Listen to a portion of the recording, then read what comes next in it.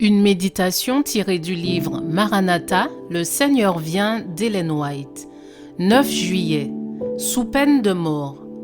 Si tu te tais maintenant, le secours et la délivrance surgiront d'autre part pour les Juifs, et toi et la maison de ton Père vous périrez. Et qui sait si ce n'est pas pour un temps comme celui-ci que tu es parvenu à la royauté. Esther 4, verset 14. Des événements extraordinaires sont sur le point de se produire dans le monde. La fin de toute chose est proche. Le temps d'épreuve est sur le point de surprendre le peuple de Dieu. Alors, le décret interdisant d'acheter et de vendre à ceux qui gardent le sabbat du Seigneur sera promulgué et ils seront menacés de châtiment et même condamnés à mort s'ils n'observent pas le premier jour de la semaine comme sabbat. Le décret qui doit être proclamé contre le peuple de Dieu sera très similaire à celui qui fut promulgué par Assuérus contre les Juifs à l'époque d'Esther.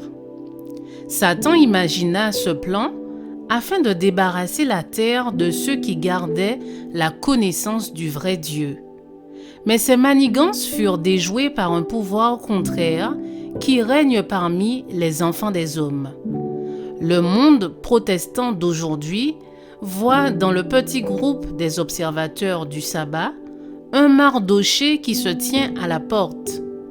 Le caractère et la conduite de ceux qui respectent la loi de Dieu sont un perpétuel reproche envers ceux qui ont rejeté la crainte du Seigneur et qui foulent aux pieds le jour du sabbat. Par tous les moyens possibles, il faut se débarrasser de l'intrus indésirable. Le même esprit magistral qui complota contre les fidèles dans les siècles passés persiste à vouloir libérer la terre de ceux qui craignent Dieu et obéissent à sa loi. Satan excitera l'indignation contre l'humble minorité qui, en connaissance de cause, refusera d'accepter les coutumes et les traditions populaires. Des hommes influents se joindront à ceux qui rejettent la loi et qui ont une conduite dépravée pour persécuter le peuple de Dieu. N'ayant aucune déclaration claire et indiscutable des Écritures pour confondre les défenseurs du sabbat biblique, ils recourront à des lois oppressives.